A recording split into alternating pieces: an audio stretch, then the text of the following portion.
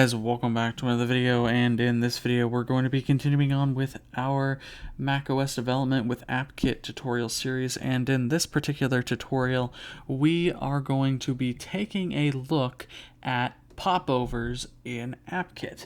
Now, we got a brief look at what a popover might look like in our previous video when we took a look at the NS sharing service picker, which acts like a popover, except it summons a share sheet for different services you can use to share stuff and all of that. A popover is different in that you can put any content you want as long as a view controller can hold it.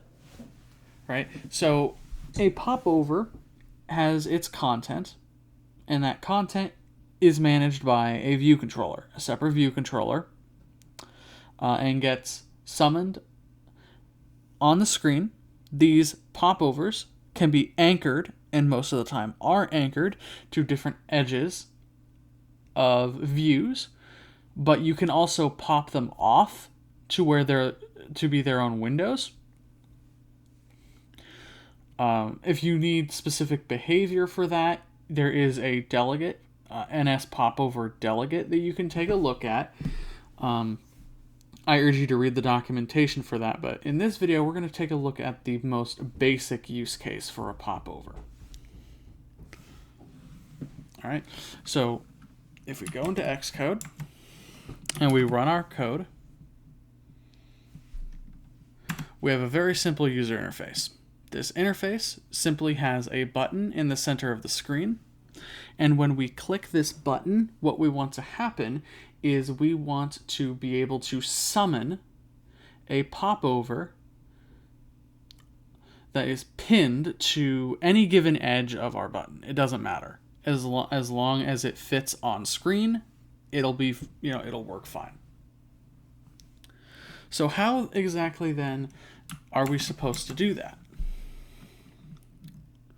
Well, let's think a little bit about how it is that we want this user interface to work. We want the popover to show up only when the button is pressed. So logically, the popover, the code to create and summon the popover should be run in the button's action method. So inside of our view controller, let's go down to that action method.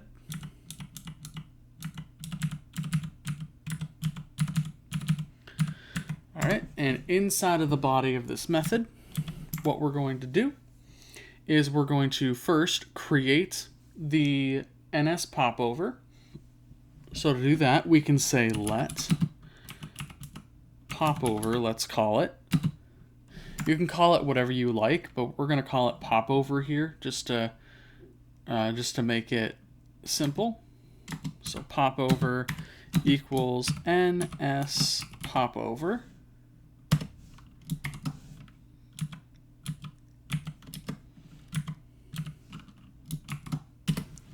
So now that we have an NSPopover object, we can say popover dot.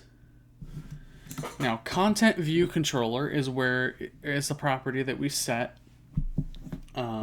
for actually for specifying what the content of our popover should be. We can set the appearance of our popover, and then show, that is the method where we can display our popover. We can set animates. So if we want the popover to animate, we can do that. We can specify the behavior of the popover. We can specify its content size. We can specify its delegate and all that sort of stuff, right?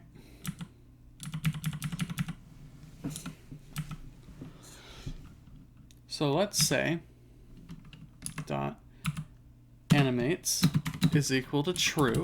We do want the popover to animate. However, this can be changed based on your reduce motion setting. So if you want to disable popover animations when reduce motion is enabled, you can do that. If you want to learn more about how to listen for reduce motion changes and getting the current value of that accessibility setting, I urge you to read the NS Workspace documentation, as well as taking a look at the video on the subject in my Making Accessible Apps for Apple Platforms series, which I have a playlist for on my channel. It's 20 videos long and teaches you the fundamentals of building accessible apps for Apple platforms using Swift, Swift UI, UIKit, and AppKit. So you get the full spectrum of stuff there. All right.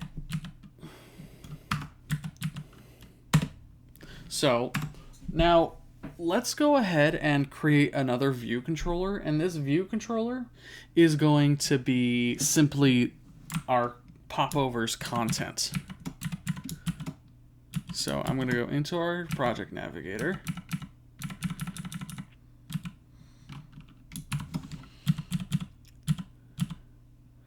I'm going to new file from template.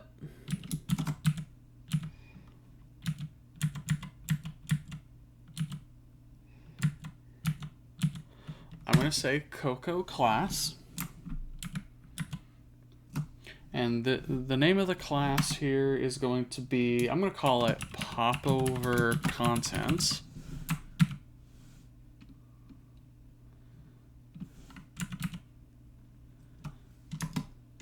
I'm going to say inside of subclass, it'll be a subclass of NS view controller.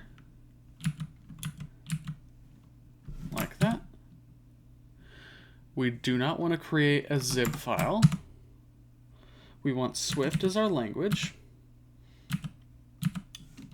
Hit next. And then hit create.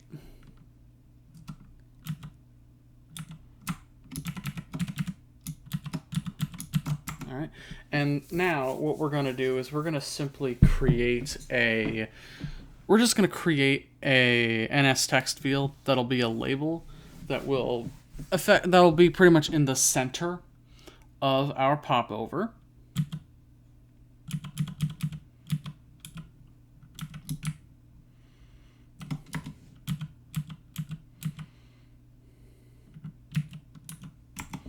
So var label NS label equals NS text field, label with string. This is some kind of content for the NS popover.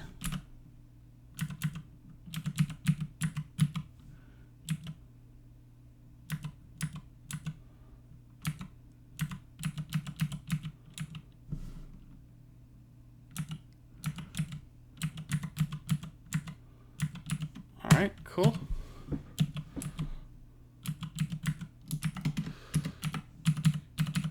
Here we'll simply say configure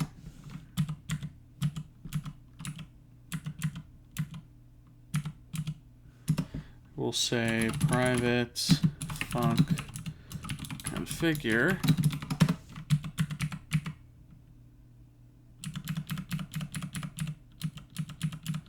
private func configure. Cool.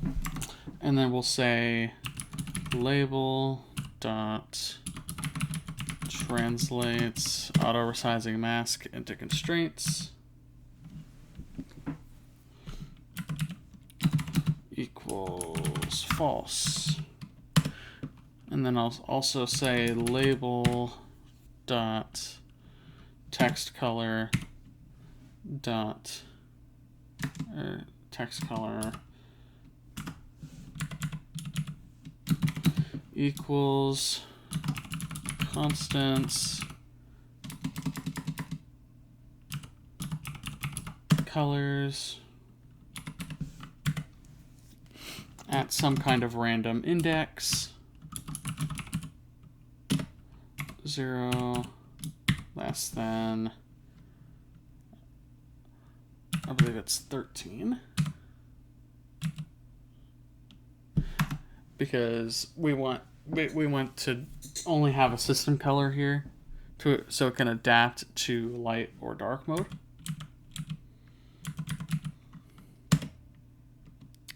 Then we'll say view, add subview, label. And then we'll just have some simple constraints here where it'll be NS layout constraint dot activate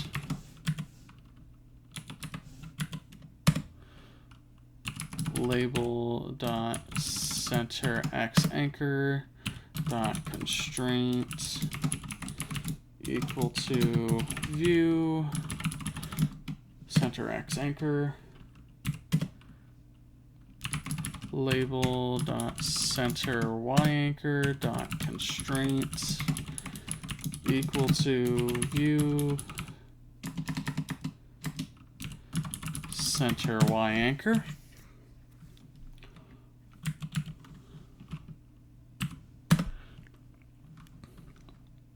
Label dot width anchor dot constraint equal to view dot width anchor with a multiplier of 0.75, so it'll be about 3/4 of the width of our view here. And that should be good. Okay.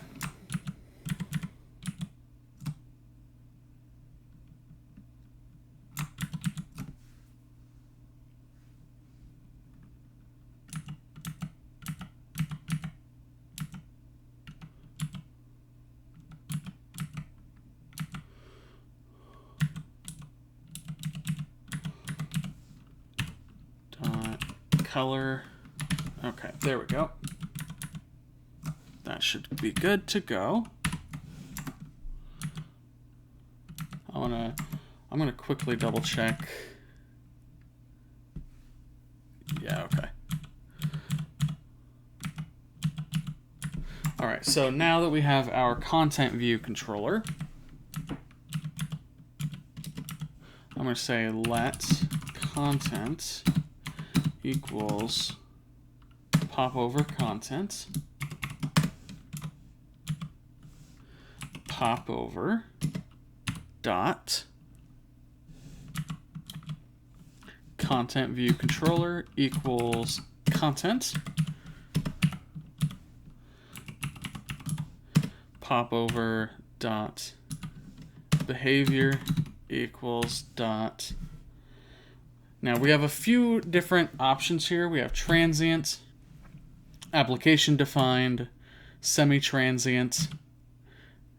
I'm going to say application defined, so the application can do a lot of the heavy lifting, but I urge you to read the documentation to understand what transient and semi-transient are, because perhaps you want something other than system defined behavior. Right. So, again, I urge you to read up on the docs. All right, so we can say popover dot appearance equals dot. So we have a few different things, but we're not going to worry about it too much. So popover dot. Now content size we'll set the content size here. This is equal to an NS size object here. Now this will take in a width and a height.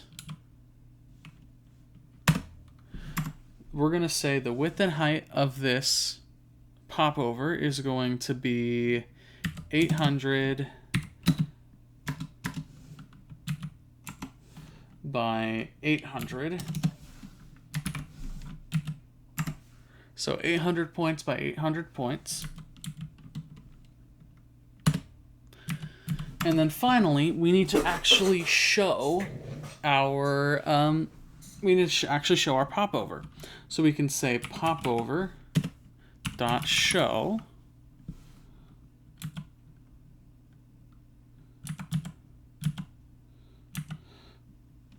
so we want to show relative to, and we'll say button dot bounds. So the bounds rect of our button is the specific rectangle that we want to be relative to.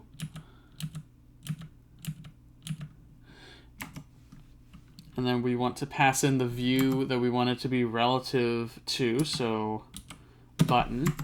So this is going to be relative to the bounds of our button.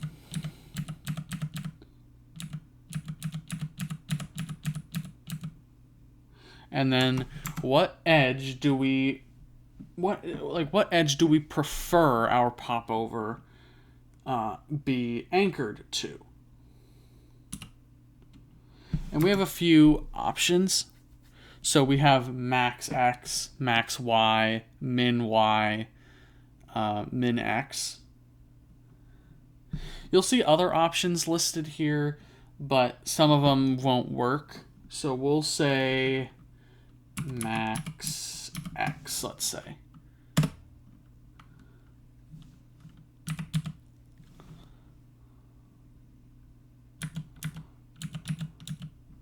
All right, let's save it. Let's run it. We have a successful build. And here we are inside of our application. Let's click the button. And we get our popover.